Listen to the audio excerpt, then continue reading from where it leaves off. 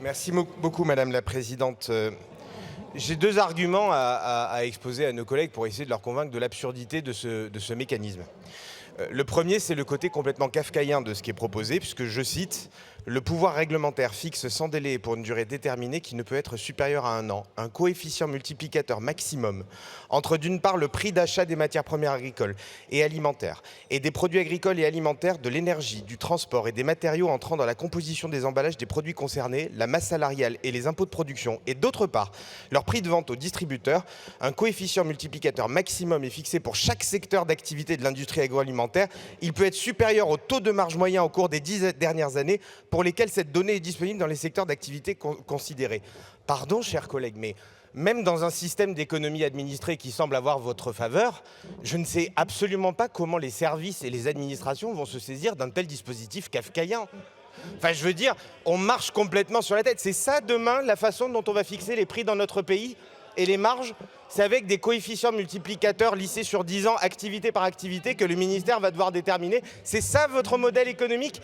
Deuxième argument, au-delà de l'aspect complètement kafkaïen du sujet, c'est l'argument patriotique. C'est l'argument patriotique.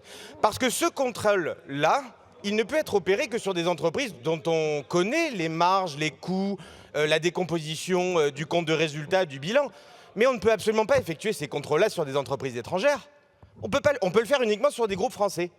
On peut uniquement le faire sur les groupes français. Donc vous allez avoir des centrales d'achat, des supermarchés qui vont acheter par exemple des pâtes ou du risotto fabriqué en Italie, etc. On n'aura aucune capacité de contrôler les marges de ces boîtes qu'ils produisent. Elles ne sont pas basées en France. Donc vous n'aurez pas accès au compte de résultat. Donc vous allez par contre embêter des entreprises françaises dont le siège social est en France, qui déposent des comptes en France. Elles, par contre, vous allez leur mettre un coefficient multiplicateur avec un truc sur 10 ans. Par contre, les entreprises qui exportent en France et dont nous importons les produits, elles peuvent marger comme elles veulent. Il n'y a aucun problème. Où est la cohérence patriotique d'un dispositif où on va venir pénaliser des groupes français basés en France?